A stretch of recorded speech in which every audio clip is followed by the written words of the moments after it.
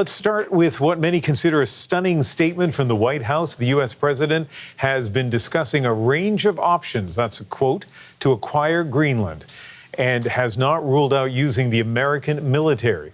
Greenland is part of Denmark, which is a NATO member. All of this comes just days after the U.S. struck the Venezuelan capital, seizing the president of that country and his wife, who are now both on trial in New York. CBC's Katie Nicholson is in Washington for us. And Katie, let's begin with the White House statement. Yeah, this came from White House Press Secretary Caroline Leavitt. It was provided to CBC News this afternoon. I'll walk you right through it. She essentially says President Trump has made it well known that acquiring Greenland is a national security priority of the United States, and it's vital to deter our adversaries in the Arctic region.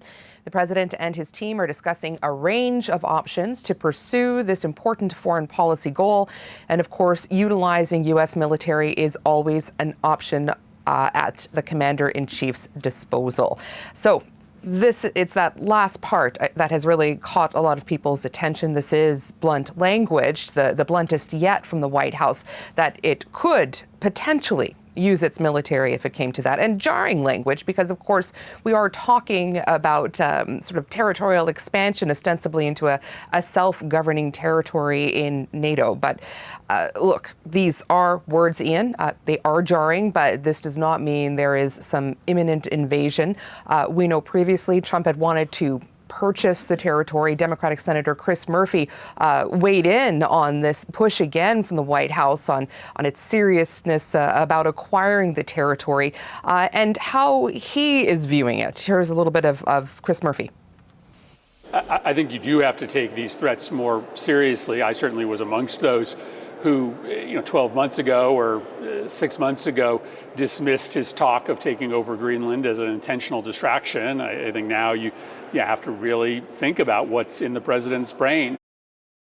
So Murphy clearly taking this perhaps seriously. Denmark, though, we should point out, it has previously tried to communicate to the U.S. that the U.S. already has a base on the island of Greenland, and that if it wants to increase or expand its presence, that can be done under existing treaties. The foreign minister for Denmark has also suggested that the way this is being framed as a sort of a national security argument, that the waters around Greenland are awash with Russian and Chinese craft, that they suggest is not true.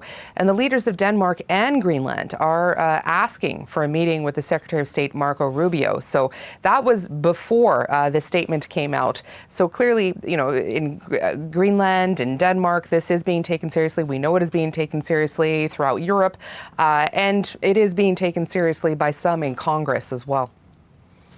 Trump and his MAGA movement have often talked about not wanting to entangle United States forces abroad and, looking at America first. What's the reaction been from members of his party?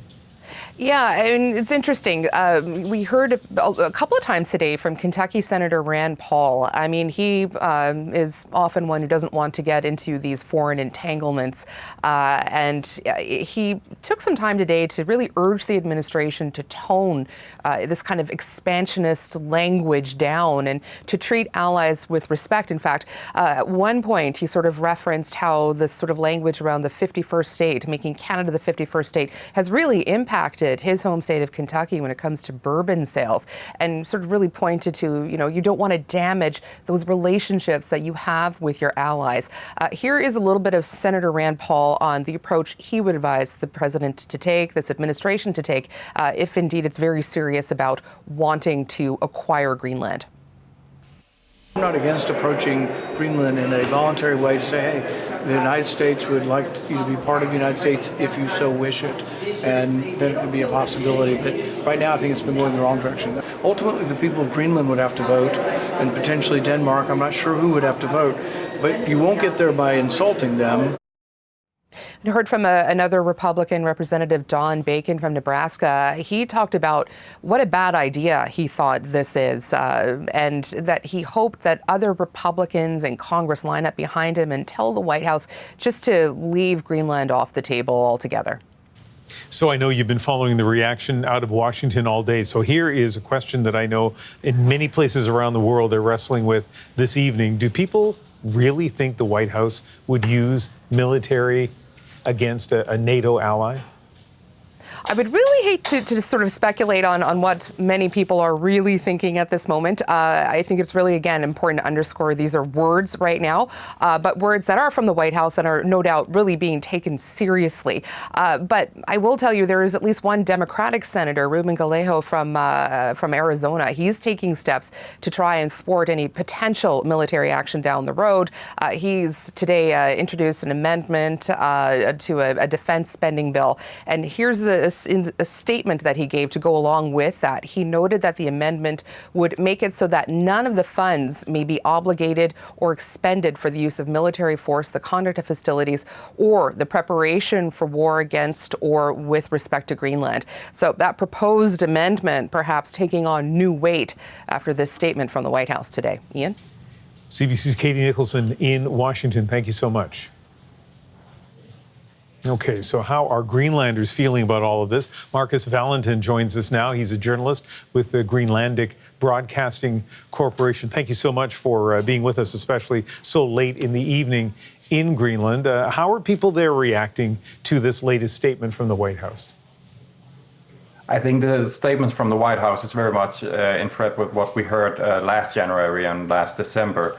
So last time it was very much up in the air what was going to happen if a military intervention were going to be a reality. But throughout the year, we have had a more clear picture of what the playing field is.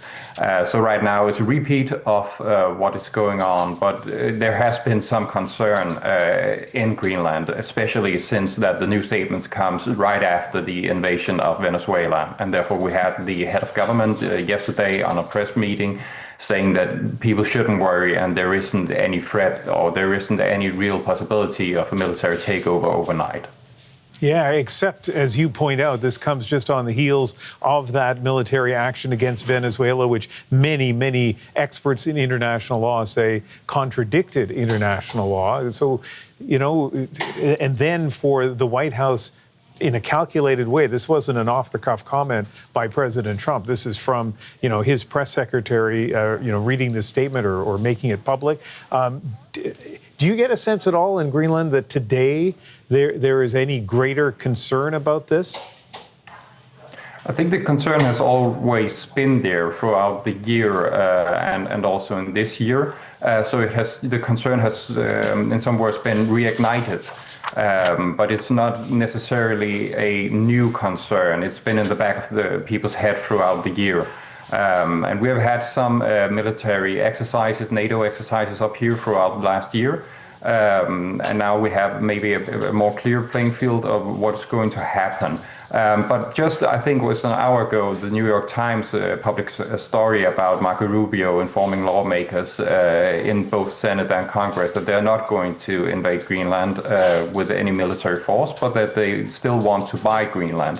So right now, I think that both politicians in both Denmark and here in Greenland are waiting and seeing in 2 months' time, is the Trump administration going to make an offer, a deal or something, maybe as The Economist wrote today, a compact of free association. So people are very keen to see what is actually going to be in development throughout the next months. Well, the people of Greenland don't speak with a single voice, but let me ask you, what do people there want, and what do they expect from Denmark in dealing with the United States?